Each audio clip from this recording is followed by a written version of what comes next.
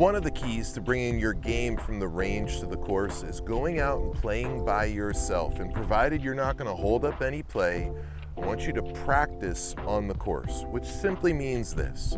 If you don't hit a good shot and you're not going to hold up play, hit another ball. Hit it until you hit a good shot, provided you're not going to hold up play. And what will happen for you is this. Let's say it takes you 3 tries to hit a good shot.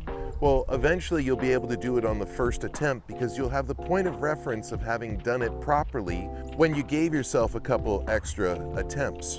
So that's what I'm going to do today. I'm not concerned with score. All I'm concerned with is getting comfortable with my skills out on the course. If I don't hit a shot I like, I'm going to hit another one. And that's what I'd like you to do also. And it's really the best way to transition your game from the range to the course. So I got this uphill par 4 here. I'm gonna be playing it up the far right side of the fairway because there's trouble down the left. And then from there, do what we do. And if the shot is good, great. If not, I'll play another one. But it's almost like you're getting to play with house money here and getting a chance to hit some shots that you've hit on the range out on the course. Once you do that enough on the course, it won't be hard to hit those good shots on your first attempt.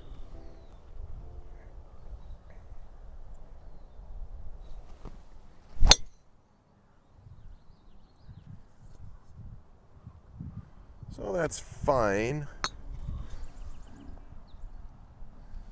But let's see if I can do a little better. And I'm not going to try to do anything different. I'm just going to do what we do and do it better.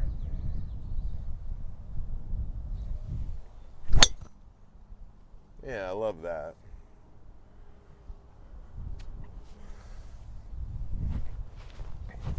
Okay, so even though I'm just practicing on the course, I'm still going to be trying to apply proper strategies in course management. And in fact, this is a way to practice your strategy in course management. So I'm going to be playing with a limited skill set. I'm not going to be swinging at my club head speed. I'm going to be swinging at more of a recreational golfer or average golfer's club head speed. I got 124 to the stick, pins in the back. It's uphill because it's in the back of the green. I want to come in with a lower trajectory. It's also into the wind a little bit, so that lower trajectory would be a good thing. 124, it's going to play a little longer uphill and into the wind. So I bet it plays something like 130. And as an average golfer, that's going to be about an 8-iron for you. So now I make that determination and now I commit to it 100%. And if I'm wrong, I'll find out and I can make adjustments. I could change clubs or do whatever I need to do on the next ball, but at least this way, I'm just going to commit to it fully and we're going to find out how it goes. Now there's not much trouble around the pin, so I'm just looking to hit this thing the right number, keep it a little bit under the hole, and that would be ideal.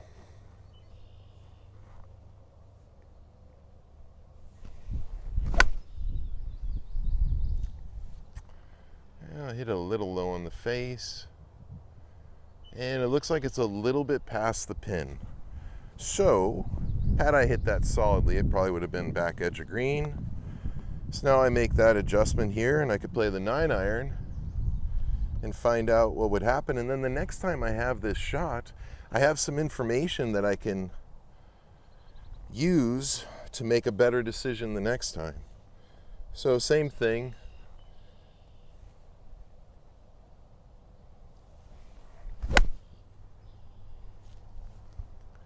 That looks pretty good.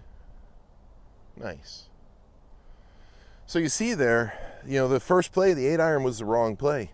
But that's what's so great about practicing on the course. I learned my lesson. Now I know it's 9-iron. That worked out great. And now for the rest of the day, I should be able to use that information to better judge my distances. And then also I have this experience of hitting that good shot, which is now going to start to build confidence while I'm out here practicing on the course, which is a big part of why it's important to practice on the course. Come out, hit a few good shots out on the course, and that'll start to build your confidence so that when you're just playing one ball and you're playing the ball down and you're keeping score, you can hit those good shots on your first attempts. So you can see there, the 9-iron ended up just under the hole where I wanted it. 8-iron was a little bit long. Good lesson learned for the rest of the day.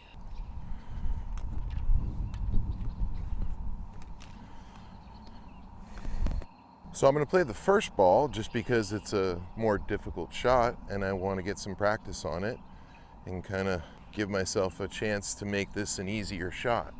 So it sets up nicely for a little bump and run. It's downhill and it looks like it's going to be pretty quick, but if I hit a 56 degree and landed right in here, I should be okay. But you know, that's what's fun about practicing on the course. I'm going to find out right now, and then I can make adjustments as necessary.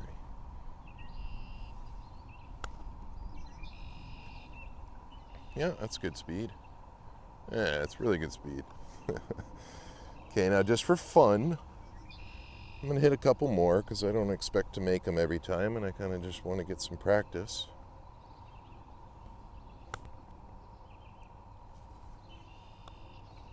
Didn't hit that quite as good as the first.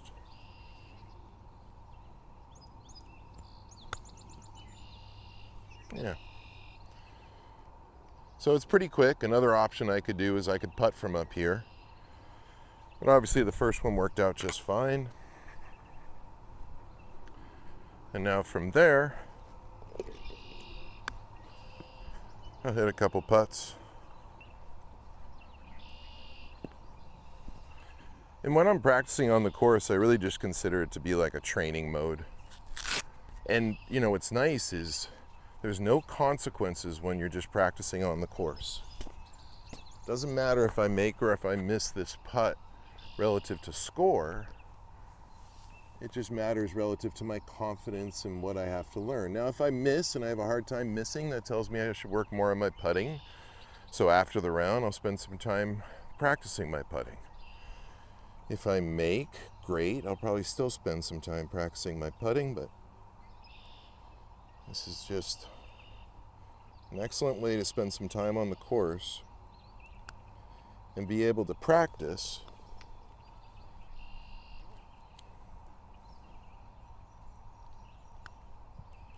and not have any consequences. So that one there I tried to hit firmer just because I want to practice out on the course hitting some firm putts. So I'm going to hit this one firm, but if you hit it firm, if I hit it firm, I got to play it inside the hole. So I'm going to play it inside right edge and really firm. Nope, pushed it a little bit. So I'll take a second, not holding up any play. I just want to hit a firm one here so that later on today, when I have the chance to do the same,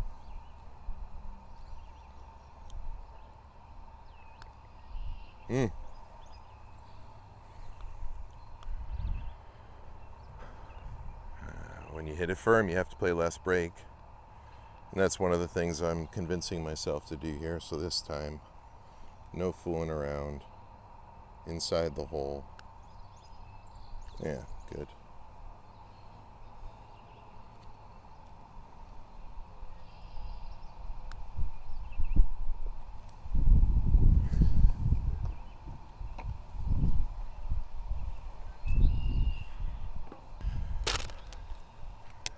Now from where I'm at right here, I could see the first hole and the second hole. Nobody's out here.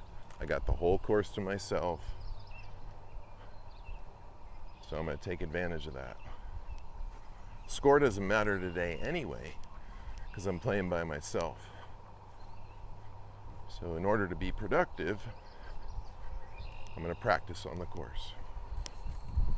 So this is a shorter par 4, and most courses are designed where the bunkers will be where the course designer is anticipating you hitting your tee shot to with driver. So in this case here, there's a bunch of bunkers right in the driver landing area, but this is a short par 4. So it's a great opportunity to play a layup shot off the tee so that 1, you feel comfortable hitting layup shots off the tee, but then 2, you can learn that by playing a club that won't be able to reach the bunkers and the majority of trouble, you're going to be taking trouble out of play, which then even if you hit a bad shot, it's not likely you're gonna end up in trouble. Whereas if I hit the driver, I could hit it well, and if it's just slightly offline, I'll be in a bunker. So, we're practicing on the course, and part of that practice is practicing strategies. So I'm gonna use a 3-wood here. I'm gonna be teeing up on the left side of the tee box, looking to play up the left side of the fairway and hit my draw. I got 3-wood. This is not a long hole. I'm not concerned with how far I hit it, just looking to hit it solidly.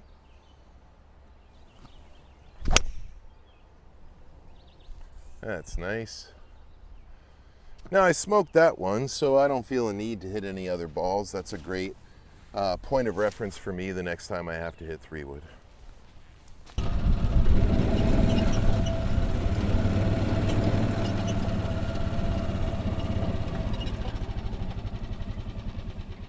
So here's a great lesson to learn. I hit a good tee shot. I hit the tee shot that I was intending to hit. And you can see I'm not far from the green, and I know that a lot of you think closer to the green is better. I'm 66 yards from the pin, downhill, downwind, and I got to carry that bunker, and I don't have much green to work with. So in reality, I'm too close to the green. I would prefer to be another 40 yards back so I can make a fuller swing, the ball can come in higher and softer. So at 66 yards, I've really put myself in a position where the shot gets more difficult. Now, what's great is I'm practicing on the course, so I'm going to remember that, and the next time I play this hole, I'm going to make sure I lay back with less than 3-wood. Maybe I'll hit 4-iron. But then here, I get a chance to work on this shot. Now, the first thing you have to be thinking to yourself is trouble is short, so you got to take short out of play. If you're in between clubs, if you're not sure what you're going to do, you have to play past the pin before you play short of the pin. And by doing that, you're just taking trouble out of play. And look, there is a time and a place where you get to play at pins. This is not one of them. This is really going to require an expert shot to get the ball to land soft. So I have to remember that and think to myself, okay, a little long isn't going to hurt me here. Now, one thing that's important is if you've developed your yardage card and at least have the ability to hit quarter, half, 3/4, and full shots with all of your irons, you can now go into your yardage card and say, okay, what do I have at 66 yards that I can play here? And I could tell you, I got 60 degree, and I'm gonna play a half 60 degree, and that should give me the yardage I'm looking for with a little bit of fat on it, just in case I'm a little bit off. I wanna be a little long before I'm short. All right, so 66 yards. First thing I'm gonna do is just find my half swing.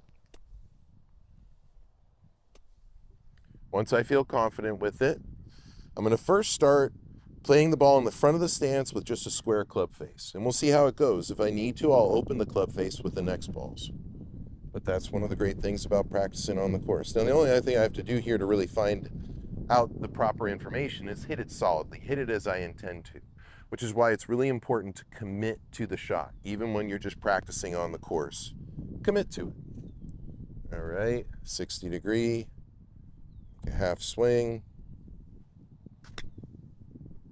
Let's see how it does. So land a little short, rolls out, and I can't see it. So what that tells me is I can make a little bigger swing, and maybe I'm not in such a difficult position relative to that pin. So I'll make a little bigger swing now. Still club ball in the front of the stance, club face square.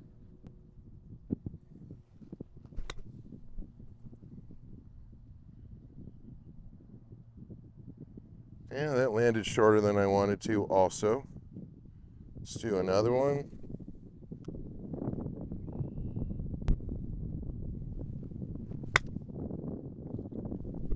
That's probably a better distance. Yeah, it's a little past pin high. So now we'll go up there and we'll learn, and really the biggest thing to learn is this shot that I left myself, even though it's just 66 yards, is a pretty challenging shot unless you have an expert skill level.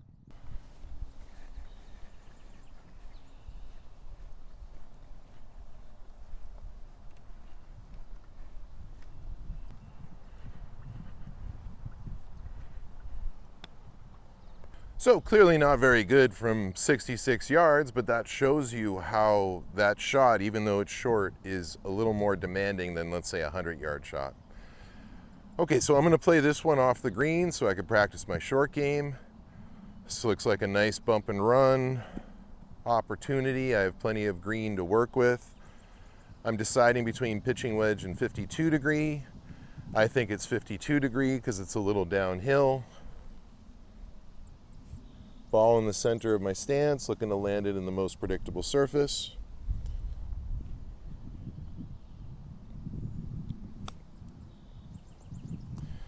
So I landed a freckle short of my most predictable surface, but that looks like it's going to be the right size.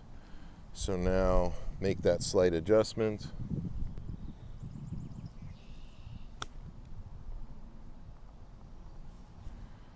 A little long. Let's see if I could fine tune it right between.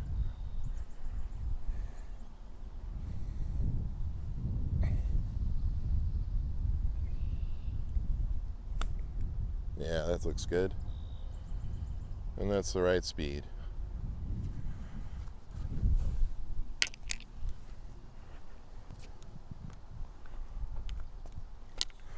When I'm practicing on the course, I tend to choose to play the most challenging of shots that I have of the group of balls that I'm hitting, just because why not? But you feel free to do what you think is best. You know, playing the most challenging shot could start to negatively affect your confidence. So make sure that while you're practicing on the course, you're improving your understanding of how to play while also protecting your confidence. Okay, I think this is right center. I'm gonna hit it firm like the last hole. Nice.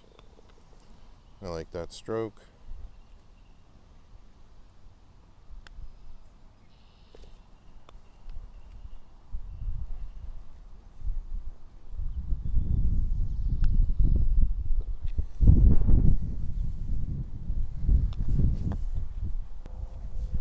So we have another short par 4 here, and I'm going to learn from the prior one. I'm going to hit 3-iron here. It's a dogleg left. I'm looking to hit it up the left center of the fairway. There's not much trouble. It's a pretty simple hole. So let's see how I do.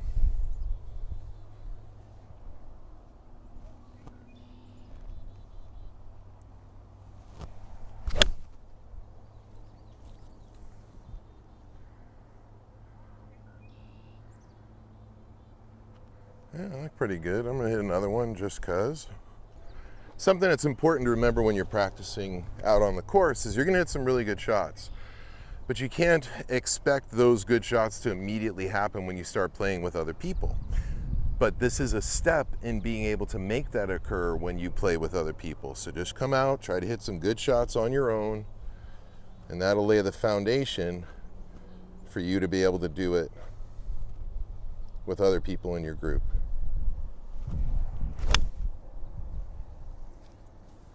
Yep. Okay, I got 102 stick. You can see that the trees are protecting the left side of the green, so I want to play right of the pin. The wind's going to be pushing to the right, so that should help me to stay right of the pin.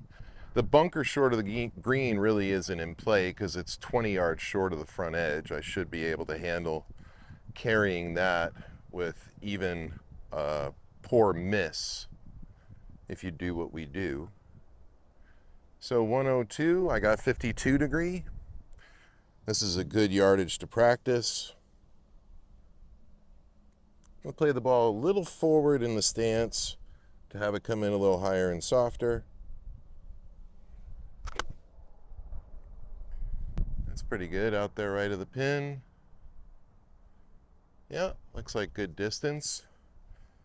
Now, because we're practicing, I now get to try to potentially play more aggressively, go more at the pin, and then I get to find out what happens when I do.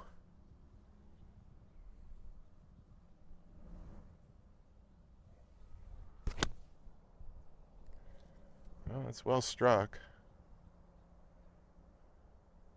Looks like I hit a pretty good shot. Let's do it again.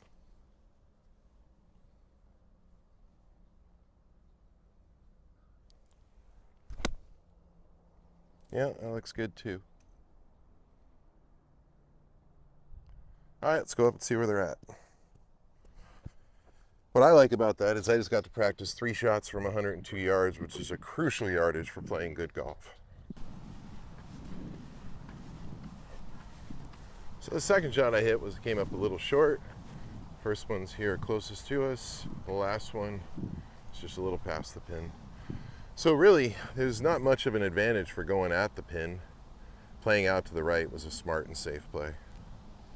Now remember, as golfers, we have to be amateur land surveyors. And really, people that survey land have all kinds of high-tech equipment to be able to figure out slopes and elevations. And in golf, we have to do it all on our own. And it's a skill that's not hard to develop, but you have to develop it.